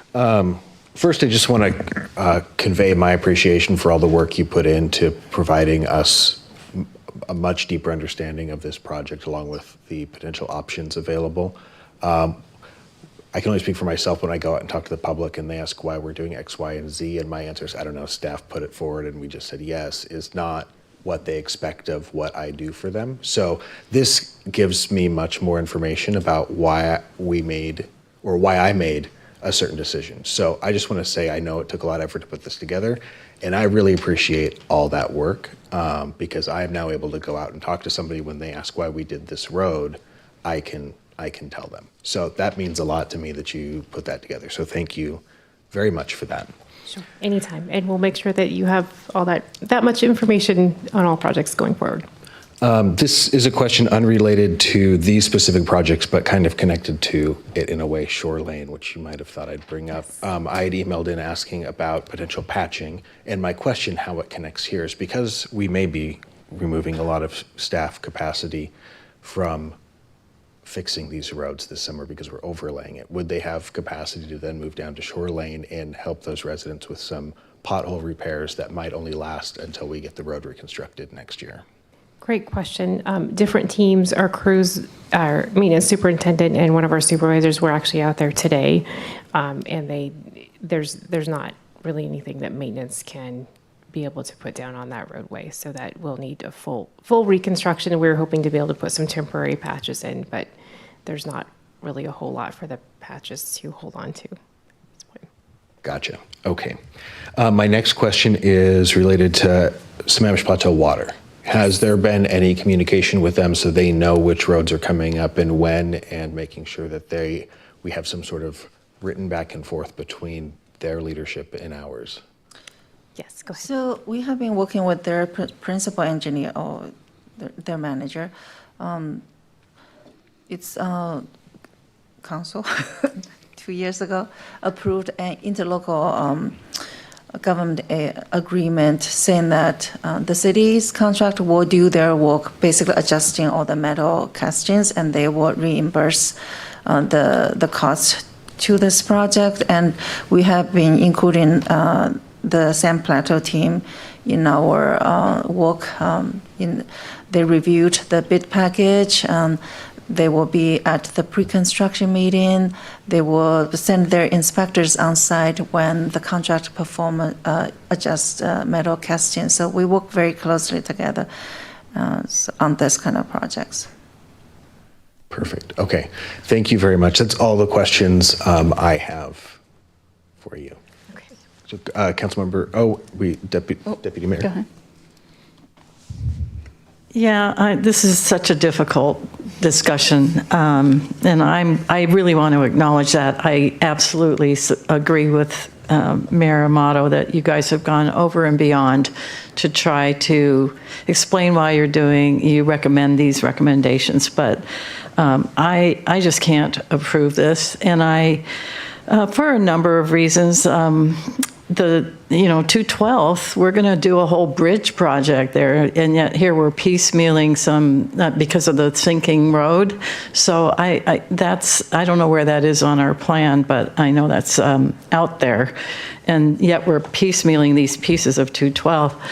And then the 18th Street really needs to be done, but if we can't pick and choose the paving projects that are priorities, then I would just as soon not do any of them and revisit this next year. I'm very sad to say that, because I know the people who live on 18th are going to be very unhappy. But we just need to figure out how we can participate sooner in this type of discussion, so that we don't find ourselves at the end of the road with no solution. So I do want to acknowledge the hard work you've done, and I really appreciate your work to try to satisfy my issues. And the only one I'm really pleased with is the test of the thermoplastic. So that's fantastic. And the loops obviously have to be done, so we can't have signals failing. Really quickly, if I may, Deputy Mayor, for 212th, we are monitoring. It's the sidewalk that was having some settlement concerns. We're monitoring that right now. At some point, that may require gay-beam baskets or a handful of alternatives. That did go through a quick alternatives analysis, and it's a fairly complex project that will take quite a bit. There's a hydrology study that will most likely need to happen. I believe, if I'm recalling this particular area right, I believe there's a downstream beaver dam that is also affecting the hydrology. So we need to take some more time with that one. So it is at a monitoring stage, if I can recall correctly, from the 6-year TIP. That's fair. And yeah, much appreciated. Councilmember Stewart. Yeah, could you back up a slide? I think it's back up, or maybe it's go forward, wherever the motion is. Motion. There we go.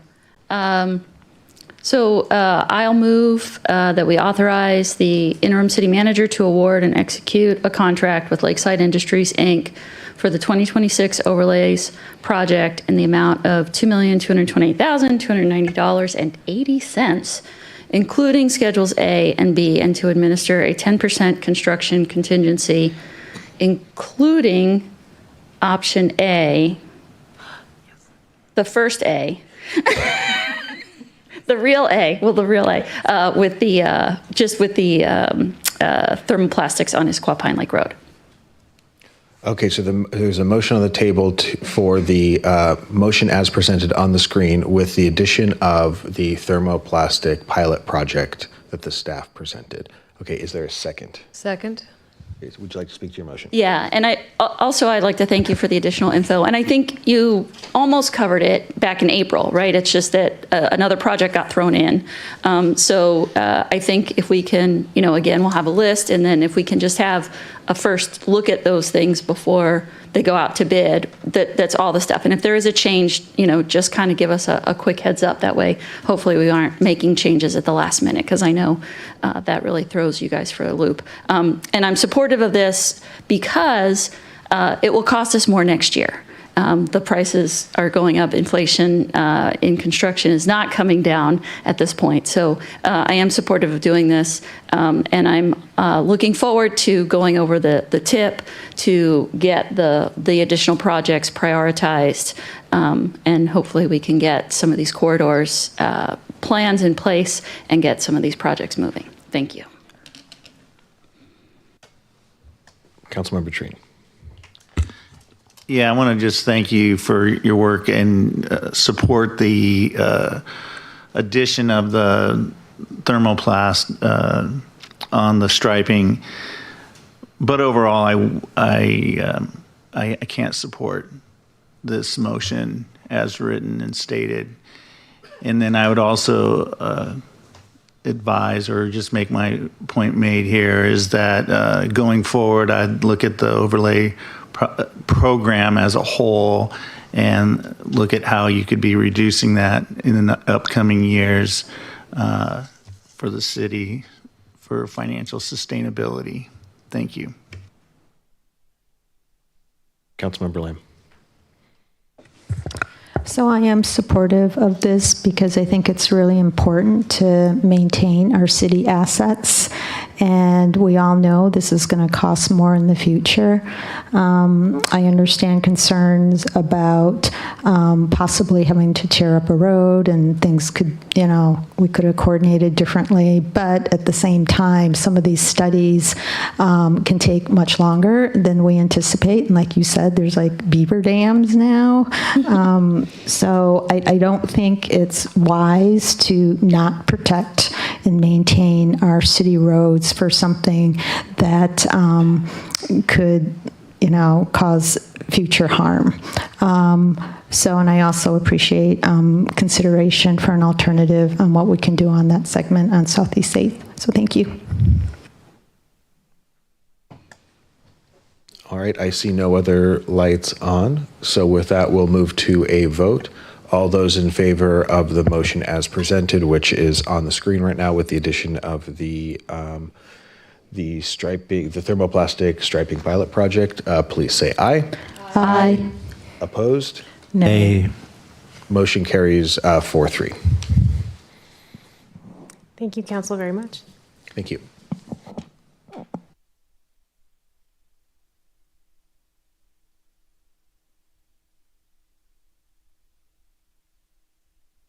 All right, we will now move on to council reports. I'll go down the dais here. Councilmember Boyer.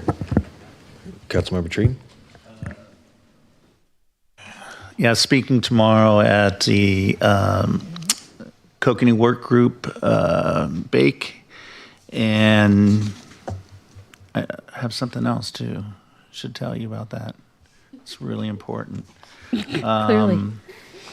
So we have the Wire 8 salmon recovery on Thursday at 2:00, and then Eastside Fire and Rescue discussion will be taking place with the city manager. And there you go. Thank you. Councilmember Lamb. On Thursday, I'll be attending the Waseli training online through AWC, Association of Washington Cities. I can't remember exactly what that acronym is, but I am going with the mayor and deputy mayor, and so you can just fill in that acronym. Thanks. It's the Collaborative Elected Leaders Initiative, just so you know. I will forward you guys.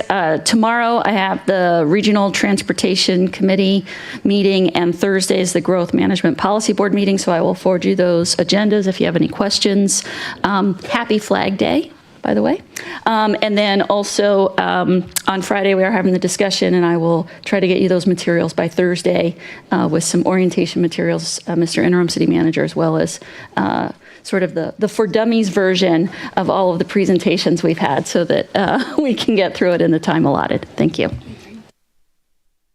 Oh, yeah, and we have a ribbon cutting tomorrow at Ebright Creek Park for the Lewis Thompson Road project, which is very exciting because if you haven't been on it yet, there's now a sidewalk and a bike lane and a wider shoulder on the other side, which is a direct access to the Eastlake Sammamish Parkway, or the Eastlake Sammamish Trail, and the new bridge that the King County installed a couple years ago.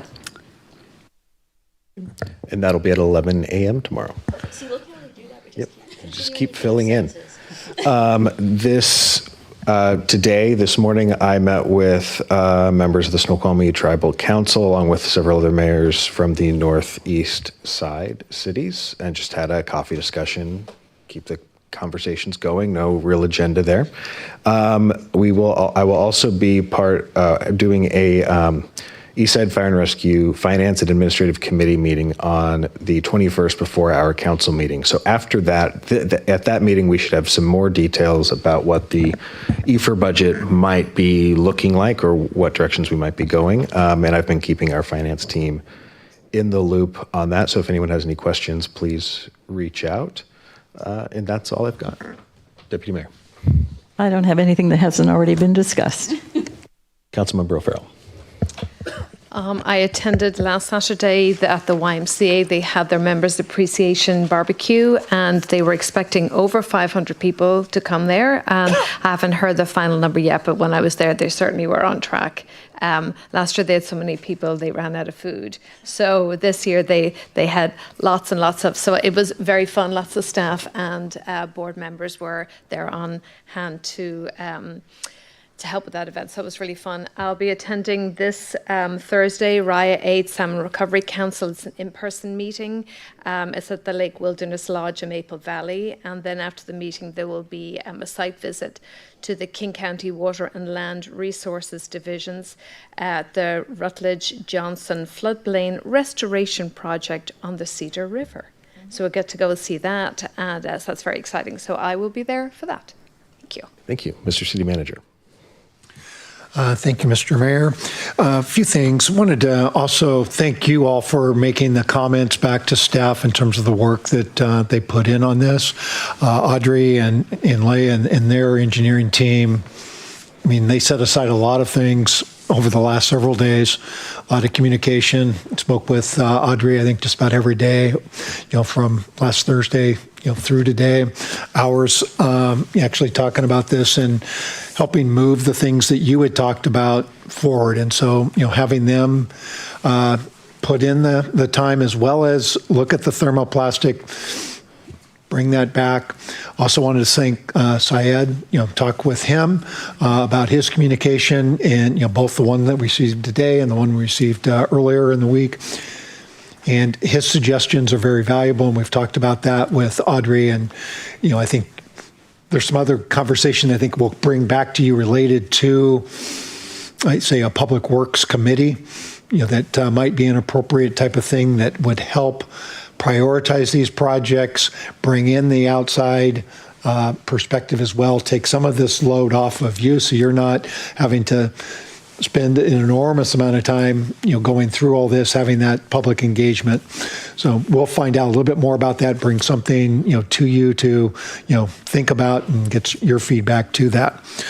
I had sent out a communication related to street striping and thinking that might be a way to help motivate a few things. That did motivate some things. So, I've talked with Audrey about that. We were fortunate to be able to have King County defer the timing on that. They are still on track to go ahead and do the work before the school starts. We'll coordinate with them and talk a little bit more about the thermoplastics to see if that's something they might be able to incorporate into their programming.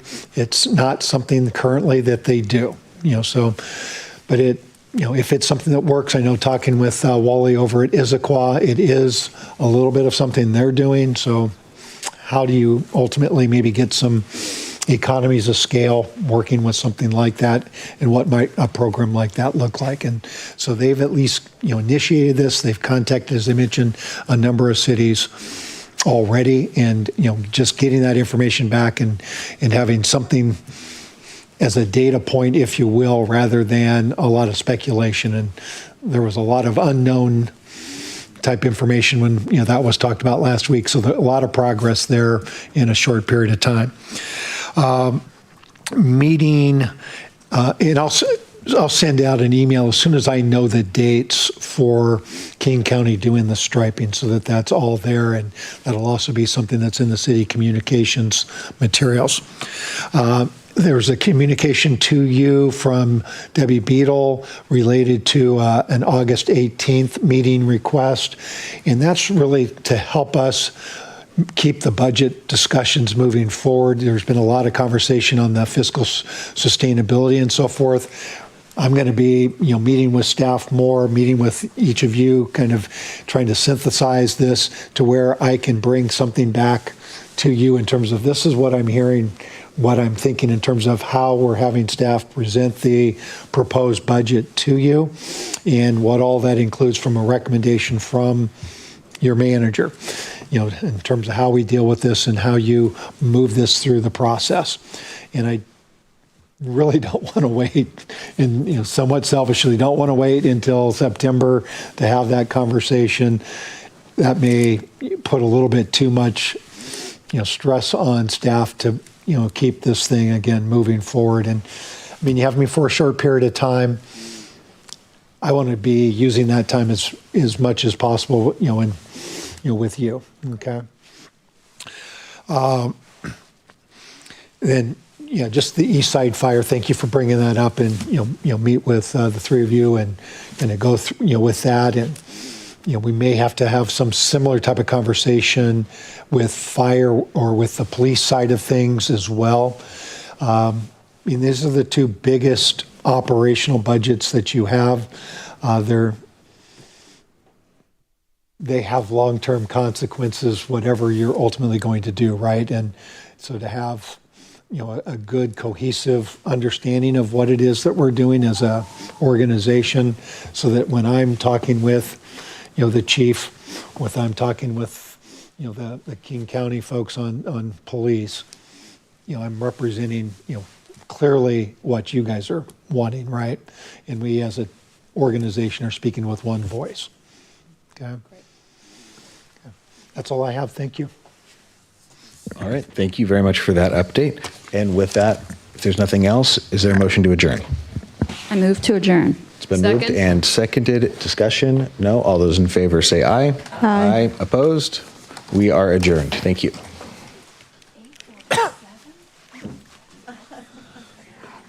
Yahoo. Staffing needs, and we had vacant positions for years, and that was one of the reasons our budget was working. Also, we hadn't experienced the astronomical inflationary period that we experienced after COVID and continue to now.